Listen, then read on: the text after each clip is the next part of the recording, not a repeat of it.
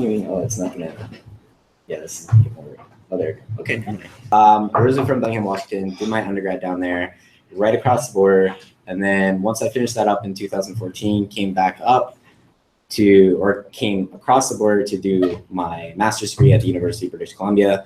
Worked under Dr. Michael Cole while I was there. And at the time I got introduced with the Sport Institute, and my master's research was actually funded through Own the Podium's I4G grant. Once I wrapped up that degree in roughly 2016, I came over to University of Victoria to start a PhD, which I'm currently working on with Drs. Marc Klimstra and Trent Stellingwerff. Again, I'm specializing in sport nutrition with a bit of a twist this time and looking at more from like an extreme environment standpoint. So does this supplement still act identical to what it does in normal conditions as it would in the heat, possibly the cold, but probably more so the heat than anything. I'm a research assistant for the Canadian Sport Institute Pacific. And then like outside of all this, I really enjoy like photography and like going around the island and just everywhere I travel and kind of sharing that with people that kind of follow me on social media. So enough of that ramble, like getting into the actual talk today. My title is called Beating the Heat from the Inside Out, and the title kind of says it all. So we are looking at ways to help you perform better in extremely hot conditions, both by manipulating your internal like basically like physiological processes with like supplementation, cooling agents, but then also externally. So like tissue temperature manipulations or adapting to the heat. And if you're affiliated with like the Sport Institute or really like the Summer Olympics, you kind of know why we are actually talking about the heat a lot. And that's basically where we're heading in 2020, which is Tokyo, Japan. It's going to be very hot, which is average temperatures are going to be 30 degrees Celsius, and it's going to be very humid at 90 to 100% humidity. And when we compare this temperature to actually all the previous Summer Olympics to date, it's going to be the hottest recorded Summer Olympics to date, with temperatures reaching upwards to 38 degrees Celsius. And that's not even like the biggest factor that we have to actually take into consideration, because the feel-like temperature is actually going to be even higher. And that's when we do a little calculation called the humidex. The humidex is basically just taking the ambient temperature and the humidity and putting them into calculation, and you get this humidex. And so that's what it's like, it's going to feel like. You can kind of like see this as like, if you're in Kelowna for the summer, or if you're here in the summer, here feels like it can be less of a temperature. So like the ambient temperature can be lower, but it can still feel pretty hot because of the humidity, because we're right next to the coast. Kelowna is more of a dry heat. So that's like kind of the big difference. So 48 degrees to 69 degrees is really, really hot, and it almost makes it so we can't even dissipate this thermal load. And uncompensational heat without actually proper ways to dissipate this thermal load can lead to hyperthermia and death. And training or competing in this type of environment can hamper one's performance by upwards to 57% in team-based sport athletes, roughly 3% in endurance-based running, and 20% in unacclimated cyclists. Now you might be thinking like, oh, 3% isn't that big of a deal when it comes to endurance athletes. But when we actually look at like a real life example, for example, the women's marathon in 2016 in Rio, finishing time was 2 hours and 24 minutes and 4 seconds. 3% of that time is 4 minutes and 9 seconds. She would have went from first all the way down to ninth, almost getting knocked out of top 10. So as you can tell, 3% in the grand schemes of things is a pretty big difference. And so we have to figure out ways to basically mitigate this thermal stress. And some of the research that I've been diving into is from a practical method to adapt to the heat, utilizing post-exercise sauna, supplements that can actually possibly help you thermoregulate better by altering your gut, and then also just like how oxygen and vasodilation happens within the human body. And then there's also some other methods that I won't touch on today, but like from a warming strategy, like a whole reason of a warm up is actually to warm up that tissue. And it's been shown within like 15 minutes of stopping your warm up, you can lose almost 70% of the benefits that you had initially from that warm up. And then there's also like the cooling strategies. So like we're all familiar with the cooling vest, or something that Paul Larson, who just gave a talk last week, talked about his ice slurries research, which is also really cool. But like I said, I'm going to probably focus on just main two areas that I've been digging into more, which is the practical methods to adapt to the heat, and then also nitrate supplementation. And so most of these questions revolve around like a simple concept of how humans thermoregulate. So basically we thermoregulate in two different ways. We either gain heat or we lose heat. We gain heat by the metabolic process that occur in our body, and also the external temperatures that are greater than that of the body's surface. We lose heat by conduction, convection, radiation, and evaporation. And all these rates are basically governed by physical properties of our skin and environmental/external factors, such as your skin, surface area, skin temperature, and the wetness of your skin all dictate this. And from an environmental standpoint, it can be your ambient and radiant temperatures, the air movement, barometric pressure, ambient vapor pressure, and clothing all come into a factor. So there's quite a lot. One of the primary ways we actually lose heat is through cutaneous vasodilation and eccrine sweating glands. So I started getting really fascinated about all this, and so I wanted to kind of dig into more, because there's a lot more under the hood per se when we actually get into a lot of this research. Like there's 3 different sweating glands. We have receptors throughout our entire body, which there's actually 28 different receptors that respond to heat, cold, pain, and all these are associated with and can be manipulated depending on what we're actually doing to our body. And then, so one of these reviews I actually started digging into more was, came to a section, and it was like nitric oxide's role in thermoregulation. And back in my undergrad, I actually did a paper utilizing nitrates to increase nitric oxide, which have been shown to have pretty big benefit in, at least in untrained individuals, from a performance standpoint. And so I was like, okay, this kind of makes sense with the vasodilation part.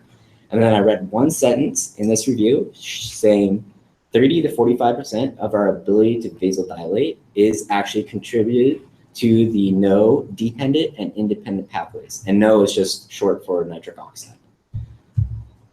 Vasodilation can increase sweat rate and dissipation of thermal load through evaporation, which all these have a potential effect to be beneficial to you in a hyperhydrated state and situations of splanchnic hyperperfusion. And splanchnic hyperperfusion is basically just a fancy word for a decreased blood flow to your gut. Kind of like when you exercise, blood flow gets redistributed to your working muscle tissues and away from your gut. So that's why you kind of sometimes see people report gut rot in extreme heat because of that mechanism. Can I just, yeah, maybe you're getting there, if you just keep going, but so if you're hypohydrated, so dehydrated, is that the same term? Like? Yeah, so that's basically the same thing. I wasn't going to touch on that, but so what happens in hypohydrates is basically just dehydration. Dehydration causes a decrease in blood flow to the cerebral region of your brain. Yeah. And what nitrates have been shown to do is basically flip that and help increase blood flow and oxygen content to the brain because of it helps with oxygen delivery. And that's why you see a lot of literature around nitrate supplementation and altitude, because altitude is reduced O2 in the air, and you need to be more efficient at utilizing the low O2 content in your blood. I have a different thought, but I think I'll let you finish because I think you probably going to cut this out. Okay, no worries. And so like I was saying with the nitrate drink back in my undergrad, some further recent studies, because like these were back in 2011, 2012 when I was researching it, have shown that nitrate-rich drinks actually enhance muscle blood flow and cerebral blood flow in healthy and older populations. And so that's where this whole idea of supplementing with at least beetroot juice could be beneficial for athletes competing in the heat because it helps you thermoregulate better. And so basically the process of getting beetroot juice or dietary nitrate source converted into nitric oxide goes through like a pretty of a complex process, but it can be broken down into basically 3 steps. So what happens is dietary nitrate is broken down into its bioactive form, nitrite, by bacteria that's actually in your oral cavities of your mouth.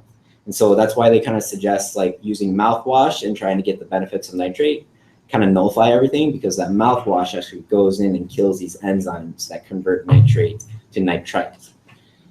Once it gets converted into nitrite, it then basically goes through various enzymatic and non-enzymatic pathways within the human body to then get converted into nitric oxide.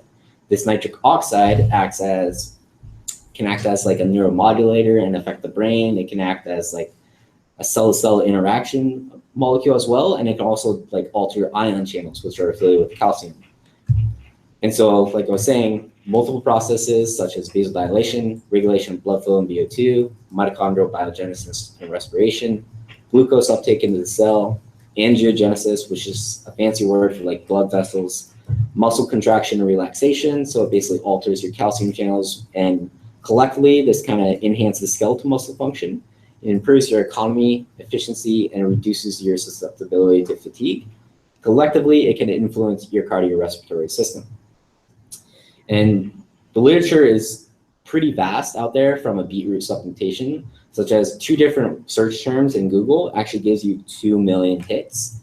And so it's like, I started thinking, I was like, okay, somebody out there must have already researched thermoregulation, nitrates, or nitrates in performance in the heat. And I started coming up with nothing. So I started wondering, where could I start digging into the literature to like actually show that this mechanism might work in the athlete population. And it kind of started off with more of actually like drug studies. So basically looking at it from inhibiting an enzyme in your body that produces nitric oxide. And this is mainly for like clinical populations that have an overproduction of nitric oxide, which can actually be detrimental, because too much nitric oxide in the body in pathological states is like a double-edged sword. It can actually backfire and cause a cascade of negative consequences in your human body. But at least from a health perspective, it's beneficial. And so basically what these studies showed that inhibiting NOS, which is an enzyme to convert to nitric oxide, basically impairs the ability to sweat while exercising in the heat. And then a follow-up study to these showed that beetroot juice can actually augment vasodilation independent of the SNOS pathway. And then I found that these papers were actually cited in more recent publications that have used military personnel. So basically this first study showed that dietary nitrate supplementation actually reduces the cost of oxygen for a given workload. But there was like a little crux here, because they actually showed that these subjects that consumed beets compared to the placebo group actually had a slight increase in core temperature. So they postulated that maybe nitrates is actually like hampers performance because it upregulates like internal heat storage. And then there was also another follow-up paper that was similar, but this was just passive heating. And they showed that basically you have an increase in sweat rate, an additional decrease in O2. So it kind of further supports it. So I know I put a thumbs up here, but you have to take it with like semi of grain of salt, because there was like some measurements favorable, some measurements not favorable. So I digged into all this, and about a month later, a group actually came out with a paper looking at athletes specifically. And on this paper, it was basically a collaboration between High Performance Sport New Zealand, the University of Waikato, and AUT Millennium. Again, Paul Larson, who was just here last week, is on this paper, and so was the PhD student that he worked with, Julia Casado, if I'm pronouncing it right. And basically what they showed was they took well-trained cyclists, they did a 4K time trial in 35 degrees Celsius with 60% relative humidity. Compared to the placebo group, they showed no benefits in the 4K time trial. However, there was a slight improvement in thermal comfort and a likely trivial increase in sweat rate in the nitrate group compared to the nitrate deplete group. And then every other marker that was measured, there was trivial or unclear changes from a sensation, feeling, RPE. And then there was a slight core temperature increase in the beetroot group after their priming session, which the priming session was like basically a 20-minute fixed workload. And then they went into the 4K time trial. So after that fixed workload, there was a 0.9 degree increase in core temperature. But after the time trial performance, there was no difference between the groups. So they couldn't really repeat the findings from the previous study using military personnel. Was that a group design or a crossover? Crossover. Okay, Yeah. so it's a crossover. Did I say group design? Yeah. When you say group, so I was just confused. Yeah, my bad. But yeah, it was crossover. So they did And how many placebo. subjects? I believe it was 12. I think. Thank you. I need to go back. And was the priming in the heat gun? Yeah, so pretty much what they did was they came in. So that was one of the limitations of the studies. They didn't have a control group. So they didn't do like a euthermic normal conditions. They just did the heats, placebo beats. And what they did was the 20-minute priming was like they went to the sauna or the heat chamber, sat there, got baseline measurements, then did the priming, which was 40 to 60% of their peak power output. And then after that, And the priming was in the heat as well? Yep, the priming was in the heat. So basically they went into the chamber, sat there, got the baseline, did the priming in the chamber, sat there again for a brief period, and then went right into their time trial. And so it was all done in the heat, yeah. And so this was the only study at that time. And then back in August, so like I think it was like a month or two later after this paper here, a group from Australia, which a lot of people in this room would probably be familiar with, Georgina Kent, who was working out of Dr. Peter Peeling's lab, basically somewhat mimicked the group of New Zealand, but they changed a few things that have been shown in the literature to be more advantageous for like highly trained athletes. What they showed was like, the title kind of says it all. They said dietary nitrate supplementation does not improve cycling time trial performance in the heat. But if you actually start reading the paper and go through the discussion, they actually start reporting confidence variables, or sorry, totally spacing on that word, coefficient of variations. There we go. And they looked at Will Hopkins statistics to be able to be applied to highly trained athletes. And they were trying to figure out the most like the minimal like worthwhile change in a statistic that could be applied possibly to these athletes. So, and based off those calculations, they actually reported that there was a non-significant 2.8% performance boost in their basically 60-minute time trial that they did. And they postulated that this could be related to the dosage that they used, because compared to the New Zealand group, the Australia used 13 millimoles instead of 8 millimoles, but they both actually did use a 3-day load. So it was 2 days loading and then a 1-day dosage on 2 hours prior to exercise. But this group just used a slightly higher dose. So when I saw that 2.8% benefit, I actually was super curious, and Dr. Peeling's actually really active on Twitter. And so I wanted to go see on Twitter and like maybe ask him about it. Like, does he still think that this might be beneficial for athletes to explore? And sure enough, somebody else was actually thinking along the same lines as me. So basically what's happened here was somebody went in, asked him like, you titled the paper saying that there's no benefit, but there was a non-significant 2.8% improvement. Dr. Peeling basically came back, he's like, yeah, I was hoping people would actually go into the discussion, see that we reported that, and still possibly like carry out some future studies. So as of right now, that's the only study, follow-up study. So there's 2 basically studies done in athlete populations. And so overall, conscious on nitrates, currently, at least in the heat, there's a non-significant benefit in at least highly trained cyclists. And this might be related to trained athletes already have topped out cellular efficiency, so they might not benefit as great from nitrate supplementation as like untrained populations. Or it also could be aerobic trained athletes versus team sport athletes, because some of the new literature has suggested that nitrates play a bigger role in hypoxic states. So anaerobic athletes that are usually use type 2 muscle fibers that are not fully oxygenated, nitrates could be more beneficial for these populations than the endurance-based populations. There is a big difference between responders and non-responders. So a lot of the new literature since, I believe, 2014, Andrew Jones from Exerter, I believe is where he's at, basically started saying that there's a lot of athletes that can possibly respond to nitrate supplementation, and there's a lot of athletes that don't respond, regardless of how well trained they are. So future studies that need to kind of like make sure that they're reporting that. And so minus the 2 studies, most athlete populations are in controlled euthermic conditions, basically just meaning room temperature. There's 0 cold conditions, at least from what I could find. The dosage is still somewhat unknown, but from Dr. Peeling's and Georgina Kent's study, they basically use 6.5 millimoles a day for 2 days. And then on the race day, they use 13 millimoles 2 hours prior to the race start. And they use pretty much the Beat It product that you see up there. And so from a practical standpoint, Beat It contains roughly 6.5 millimoles per shot. So it would basically be just 2 shots, 2 hours prior to your race to get that 13 millimole dosage. Should we go higher? Should we go chronically load these athletes to actually see a benefit.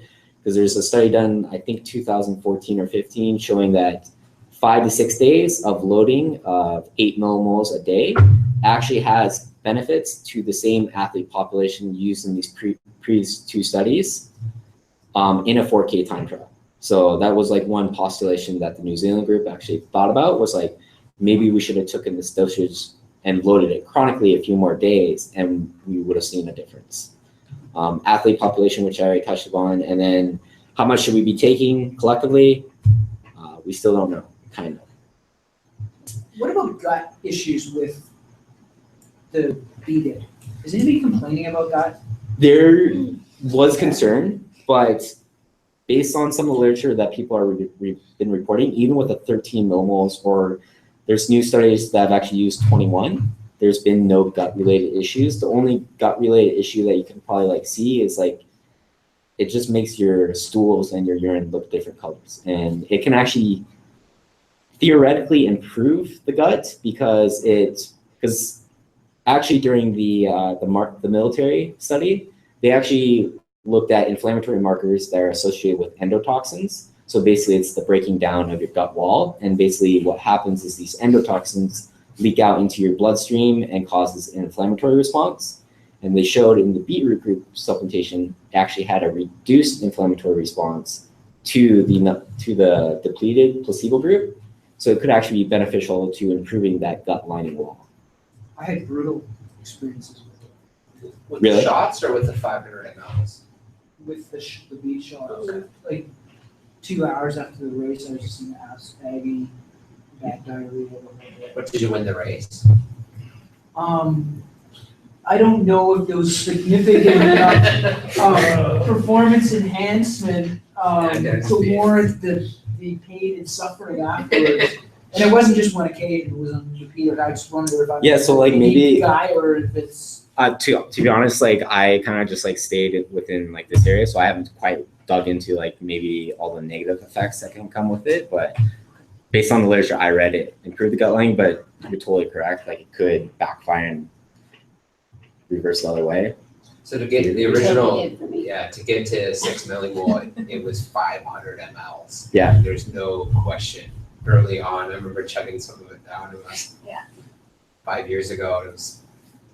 this was bead shots. Yeah. It's just So there are, I know with the rowers, or Susan was here, where we've done a fair amount. It's, off the top of my head, I would say that maybe 20 or 30% had GI effects, and the other 70% no problem. So there is some people that even with the bead shots will have GI issues. Did you know responders versus non-responders in that?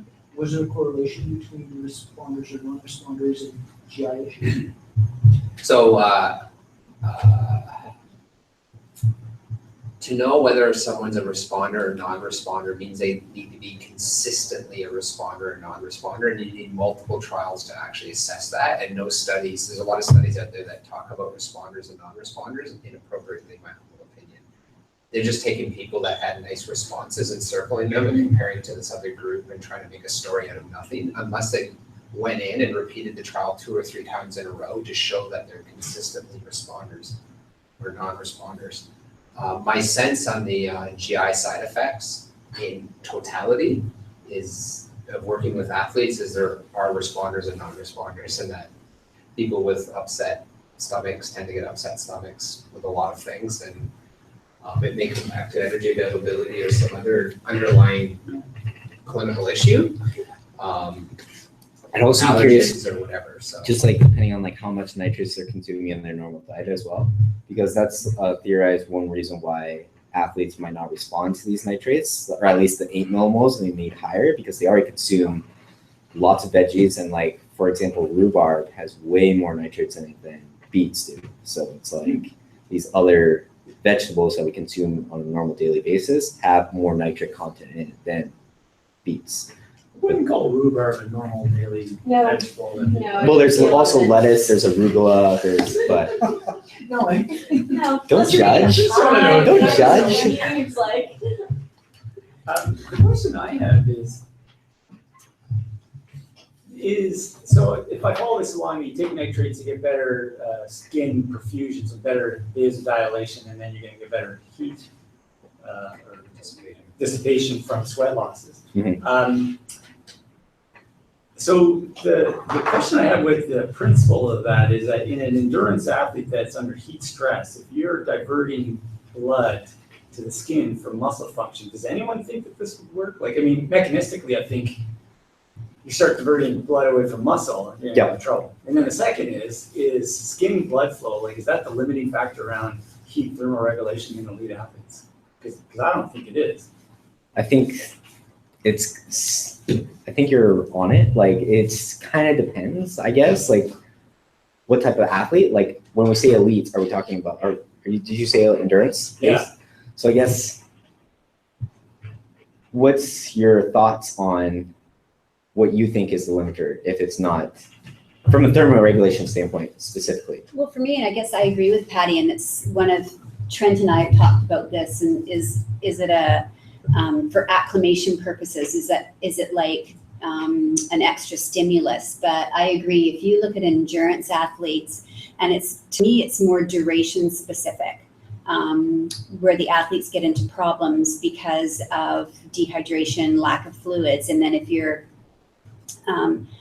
giving them an extra vasodilatory stimulus, and you're already having a competition between the brain thermoregulation and muscle function, giving them that extra stimulus, I see as it can put them in a huge problem and make it even worse. So for me, it comes down to time frame and the length of the event. Like with our race walkers, our marathoners, I could see how this would be very, very detrimental. Whereas maybe for shorter duration, like our rowers, 1,500 meters, maybe even 5,000 and 10,000 meters, maybe it could be an advantage. So I totally agree with you, and it's been a sort of a thought of mine all along. Do we actually really want to go down that path with when there's a duration involved? Could you also think of that as just like supplementing with carbohydrates during a extended period? Like, technically, if you consume carbohydrates, you're directing blood flow away from your peripheries, you're directing it back towards the gut because you have to start digesting that. But there's like it is, we do know that carbohydrate availability is a limiting factor for endurance performance. Yeah. And the blood flow to absorb carbs is a lot less than. But I can see where it'd be an issue, and it's a trade-off. I'm not aware about the literature, but it's a trade-off. I wonder if anyone's ever explored, That's a lot of questions that are asked in the two studies done, because I don't think they monitored skin or muscle blood flows specifically. And like, that was one postulation of why there might have been a thermal comfort issue in the military group, because they postulated maybe because the redistribution of blood flow from like your tissues and everything to the skin, and just like the whole redistribution caused them to perceive the environment hotter. Plus they had higher core temperatures and higher sweat rates, which are again going to exacerbate. If you're doing a duration type event, that's going to exacerbate situation. So I would look at duration, intensity, and then the amount of muscle mass involved, because if you do a VO2 max with 2 legs, you might get a value of 75, but if you do a VO2 max with 1 leg, you'll get a value of 50, and if you do it with the other leg, you'll get a value of 50 because of blood limitation. So in small muscle group sport that's a short duration, and it might work okay, but I think is heat load the limiting factor in those sports? No, not as much, but in longer duration, higher intensity, whole body sports, it might be deleterious. One thing to note of that is Peter Hilling's group actually showed that there's no difference in core temperature compared to, and they did a 60-minute time trial compared to the other groups, and actually the New Zealand group reported, yes, a slight increase in core temperature, but that was one snapshot throughout the entire course, and they didn't report any differences. And how long was the hike? The group that showed the core temperature? 45 minutes. They were fully suited with armor and military gear, backpack, helmet on, and then they marched across the dry desert for 45 minutes. And so it was like completely different than anything that athletes would be subjected to. And like, from the New Zealand group, they saw a 0.9 increase at one time period And then they didn't see anything different from a baseline. So when they went and sat and got a baseline measurement of core temperature, they didn't see any difference. It was only right after that priming factor, and there was no difference after the time trial. But if you think of the military experience, like if they're suited up, it isn't how much skin blood flow they're getting. Like if they have something over their skin, that's going to limit. Yeah. You know, so I'm not surprised at all that their body core temperature went up because you can put all the water on your skin that you want through sweat. But if you got a suit on, Yeah. it's not going anywhere from there. And the really cool thing about that was they had that reduction of O2, so they were still performing the same exact work as the placebo group, but just expending less energy to do it. So I want to come back to your comments. So first of all, I don't have the scientific expertise that you guys have, but I do have some experience in this. You run in the heat a lot. So, having been a marathoner at major games where it was a significant factor, having done a lot of heat training and this sort of thing, I found that in a marathon race, or it would be the same as a race walk, getting sufficient liquids was not a challenge because you had elite stations every 5 kilometers as well as other stuff. And if you don't know how to drink and you're at that level, then you've got another issue to deal with. So I found the exact opposite, that my challenges were not dehydration but hypernatremia, where I was taking on too much. So in terms of which was the most significant, the fluid intake or the cooling effect of sweating, I would say the cooling effect of sweating was the limiting factor there, not dehydration. It was, you know, and that's where you've got the huge differences between a hot weather race where it was relatively, where it was drier than say a very humid environment. So say a Pan Am Games like in Dominican Republic where it's high heat, high humidity, and the performances were significantly lower than in a place like, in other places where it would have been hot but drier, say like a marathon in Gothenburg where it was still 25 degrees, but yet it was a much drier 25 degrees. Yeah, well, that totally makes sense with just the ability to sweat or not. Yeah, but the factor there was that dehydration really, although we want to think that it's a huge big issue for endurance sports, the availability of fluids during the race, and everybody's practicing taking on fluids during training, really, I didn't think that was as significant an issue as just cooling. And that's why when they start to look at safety for these kind of courses and they look at misting and they look at other things like that to try to put more moisture on your skin. But which competition was it with the race walkers that were, well, and then the triathletes and significant? It was our race walkers. Was it Rio? Rio, the average temperatures in Rio weren't that hot, but you know how it is when you have the 50K race walk, it's gonna be a hot day, and sure enough, it was smoking hot that It was day. crazy humid, but it was humid. The thing is, like when it's really humid, like the evaporative capacity like goes down, and at some point you put all the water you want in your skin, and it's not going to evaporate often. So then I think in terms of thermoregulation, like I think that this strategy, I don't think would actually get you any further ahead in that environment. And then, so then I think we're pre-cooling and like all those kind of things that where you come in at a lower, you burn the candle slower or something like that. But I think, I'll have to admit I'm a bit skeptical about the improving blood flow to the skin as at the elite level as a means of improving heat adaptation. Now, I read this research and that's why I'm sitting at the table. Well, there's totally other mechanisms at play too, from a nitric oxide standpoint. For like example, I might actually not even be able to get into the second part of this talk today, which was going to be heat acclimation and like using post-exercise sauna. With this group, I'm surprised you would think you could get to the second. It's like I thought I could like talk forever. I thought they were going to stop you at the title.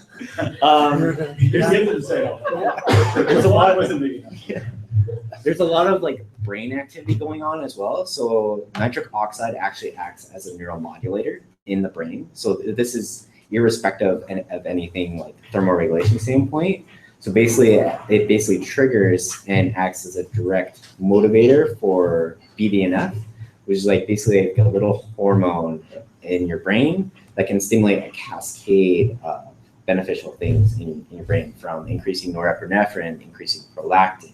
It has benefits in terms of just like firing rate in your your brain, you can think more like, you can recognize patterns better, but you can also think laterally at a more higher rate. So like, at least from a cognitive standpoint and possibly a fatigue standpoint, does nitric oxide help these athletes that like, when they're going long, they're gonna fatigue, their mental capacity is gonna drop as well. Could the nitrates then counteract this with the increase in cerebral blood flow and affecting the brain chemistry? So would research in team sports that are using like passing and there's a skill-based level to that? So that's like where like it would become really interesting. Is like prolong, like so in like 15s when it's like a 90-minute match, like do they still have their like the enhanced like cognitive functioning the second half as they do first half? And Well, I'm thinking even from the like third game of the first day of the sevens tournament, and then the second day you're in your finals, the third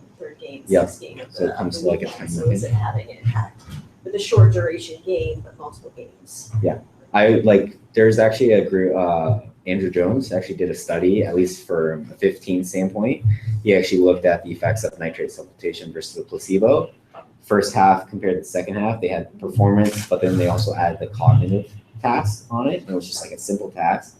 And they showed the people with the nitrates actually was scoring the same exact score on the cognitive function part as they were the first half. And then the placebo group, they basically just declined over that. And I know Sue was using it with the women's team, but they hated the taste, like they just couldn't drink it down. But you can change taste. Yeah, That's very interesting, even looking at like sports such as marathon running, where you're not actually thinking of it as a cognitive type of event. There's a perception of distance which is significantly altered in the last half hour of the race. So for instance, each kilometer that used to roll through really quickly in the first parts is now like, I must have missed a marker. I've been out here for at least 5 minutes, 6 minutes, or and now all of a sudden you see the marker and you haven't. It's all about perception. I wonder if that could be addressed through the nitrates.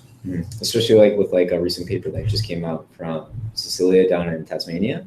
And basically they looked at just from a carbohydrate standpoint, but like that supplementation throughout like a 2-hour exhausting test, they showed that it improved gut permeability. So they didn't have as much like endotoxins and inflammatory responses in the plasma, which correlates to the fatigue, because what happens when the endotoxins get in your brain, there's the gut-brain axis. So everything that happens in your gut actually directly affects your brain, which can cause fatigue.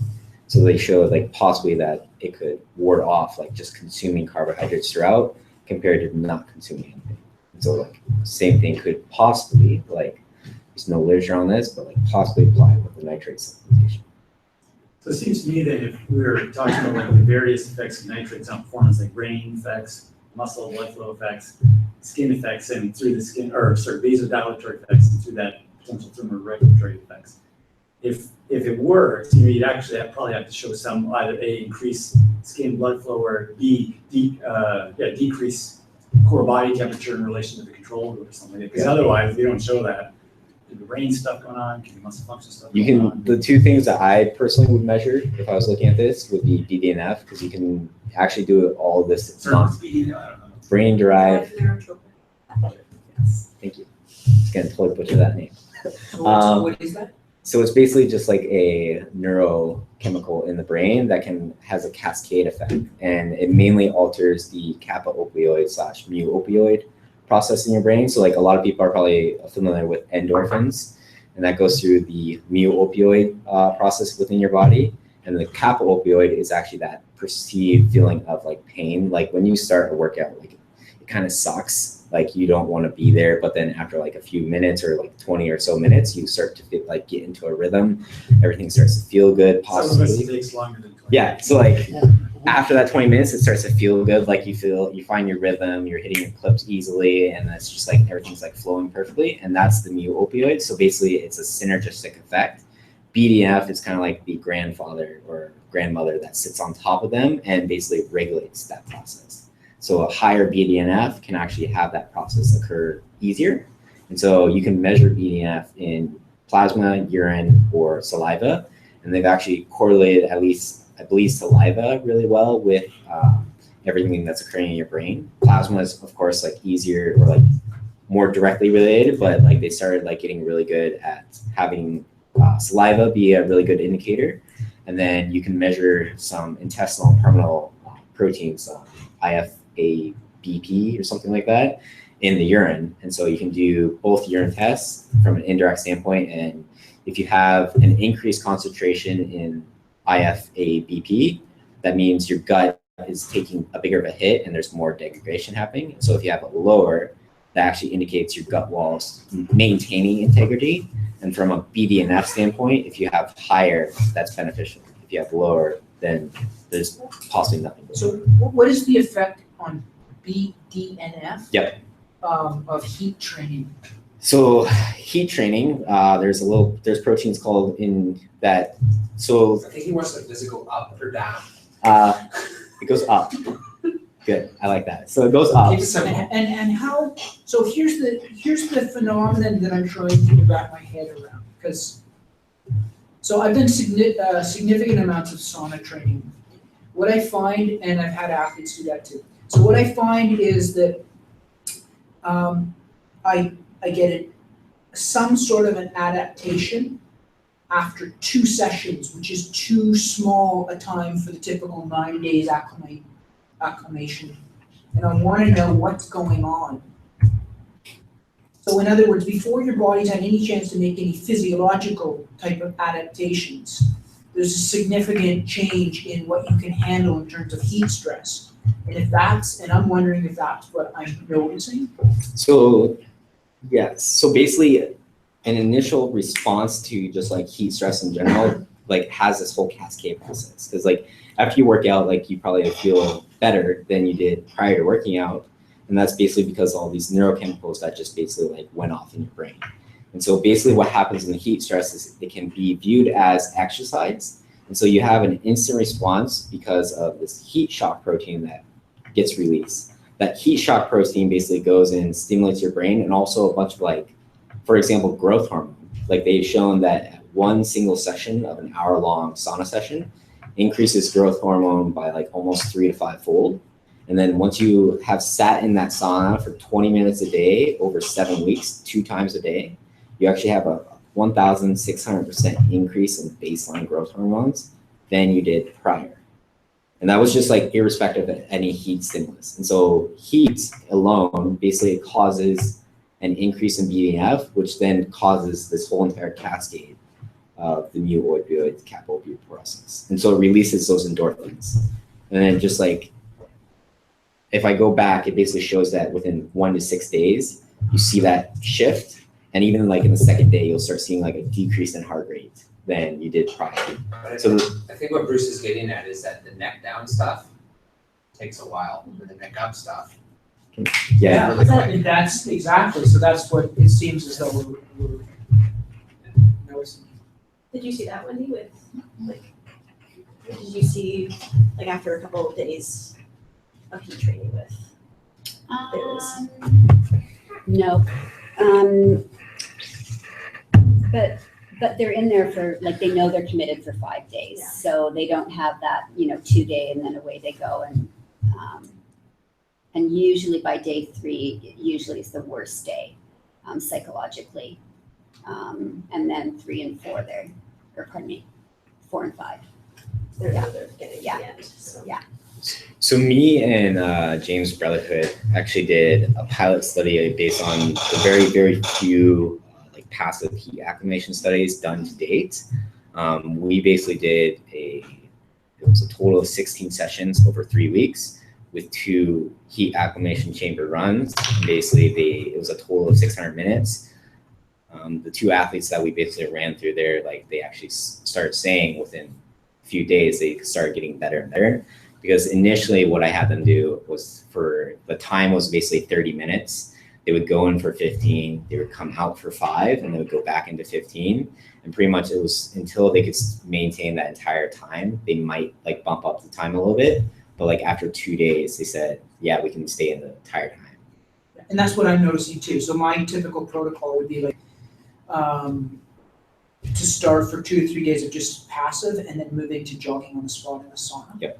But after 2 days, after 1 day, you're noticing a difference in terms of what you're capable of sitting in the sauna for, right? Like at the start, it's like 3 minutes is like just brutal. 5 minutes is bearable, barely, and then you're out for a cold shower kind of thing. After time though, very short times, you're able to stay in much longer, just like what you're noticing. Did you monitor like heart rate changes at all, like baseline heart rate? During the session itself, no. So like what I've done with athletes now, like after that first pilot study, I just wanted to like kind of refine everything and see if there's like actually like a time point where you might see like an actual objective measurement. And like within 3 days, their heart rate will go from like, let's say 140 to 150. And this is our like actually like Ironman athletes. Their heart rate will just start drastically dropping, and it probably drops like 30 beats per minute over a 7-day period. So it was really cool just to see, so we can possibly just see like a change happening within 7 days because of heart rate. But then they also start like reporting subjective data, like I perceive the heat less, I can stay in the entire 30 minutes, like it doesn't feel as hot, and I'm not dreading it as much. So it was really cool. And I didn't get that same that heat perception using a heat chamber the way that I would in a sauna. So I got it much more in a sauna than I did in. Could be the heat. It's significantly warmer in the sauna than 80 to 90 degrees in the sauna compared to like 40 or 35 or what is it? Something around there.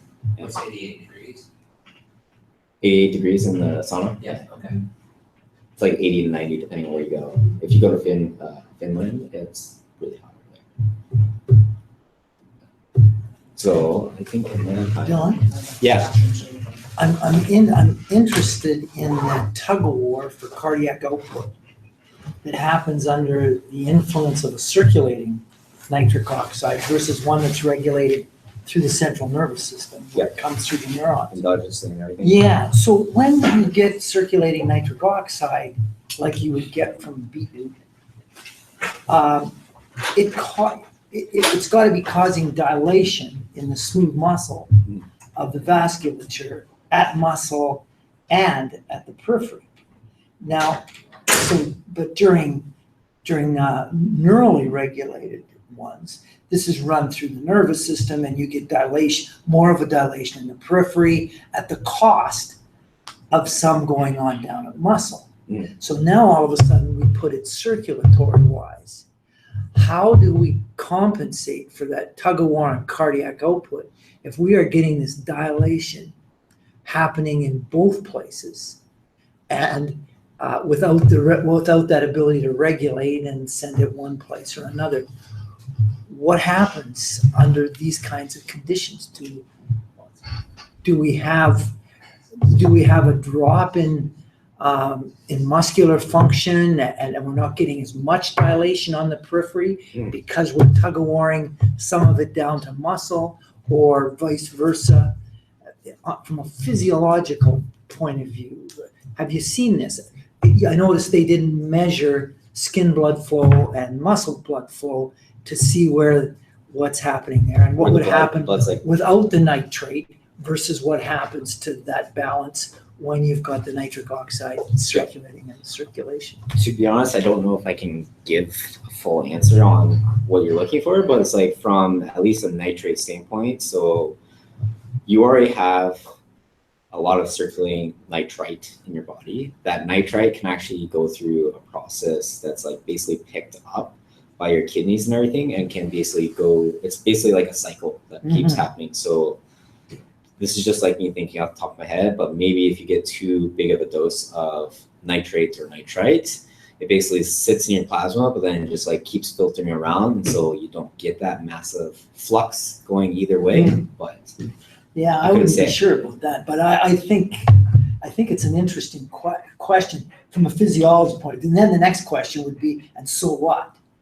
What's going to happen to performance, and is there a way we can compensate for that, or maybe even the nervous system does something that helps us compensate for a bit. But anyway, I'll be interested to see how, when you start getting measurements on blood flow going both places, how's that compensation different under the condition of a circulating nitric oxide versus neurally localized nitrate. I think you'd have to go back to the drug studies, which basically you take a drug to knock out your endogenous production to see the difference happening. If you want to like really weed out any noise possibly happening with one system or the other. Yeah. But then that comes to the issue, like, can you actually do that in athletes? Probably not. Yeah. Or conversely, to build on what Howie said, is perhaps it is deleterious acutely, Mhm. but from a heat acclimation perspective, it accelerates it. Yeah. Well, yeah, so I wonder, like, could it be a tool, like if we think that it does work, like a tool to accelerate acclimation in athletes that can't? Yeah. For whatever reason, like say they want to go to altitude before Tokyo and, drop in and then use, if it works, use beetroot to fast track the heat acclimation, because I know heat's more important. Yeah. Yeah. Or, and I also wonder, like in athletes, like in team sport athletes, so endurance athletes largely pretty lean, so there's not a lot of adipose tissue between muscle and skin, but not so in a lot of team sport athletes. And I wonder, like in that population, might the extra blood flow to the skin, I don't know, maybe in that group, it might be more beneficial. What would be the mechanism at play that nitrates actually upregulate, adapting to the heat? If like one of the main things that everybody goes for is that core temperature rise, which is 38.5. Well, I'm And assuming that it's increased blood flow to the skin periphery, so that you got more blood flow so that your skin is warmer, so you're getting more losses from evaporation, and evaporative loss can be. so almost adds a layer of thermal stress onto the body's kind of thing. If we make the assumption that thermal stress, whether it's increasing core temperature, increasing sweat rate, increasing some of the other hormones like vasopressin, all of those are signals to adapt the body into that heat acclimation situation, and you indirectly shown a slight increase in core temperature in one, maybe increases in the clinical populations and sweat rates. So you've checked a few of the acclimation boxes, and if there's a way to accelerate that, but in an exercise model actually lower the overall stress of it. When we think about our elite athletes already doing 20 hours of training a week, and then we're going to put them into the heat, you need to think about minimal effective dose, and maybe there's a way to Well, there's actually, drive that. if I can get to this slide. Is there, yeah, So there's this recent paper. So this is after the pilot study me and James did. So you might not be able to see this, but basically all they did was they took healthy populations of recreational trained athletes, and they basically did 11 days of passive heat acclimation in 48 to 50 degrees Celsius. And basically what they showed was that they had an increase in voluntary muscle contraction and an increase in basically electrical stimulated muscle contraction in both cool and hot conditions. So this is like the only other study after like Schoon's paper in 2007. One other paper that didn't do any performance measurements, and then the but they didn't use nitrates here. No, but this is just like outside of it. Okay. So Yeah. just using like looking at a passive thing. Yeah. But there's nothing on nitrates minus the two studies I covered. As with most things in life, more questions than answers. That's what I'm here for. Is that it? I I don't we should think, probably yeah, I don't have time to get to that. I think if anybody online wants to ask questions, Maybe you could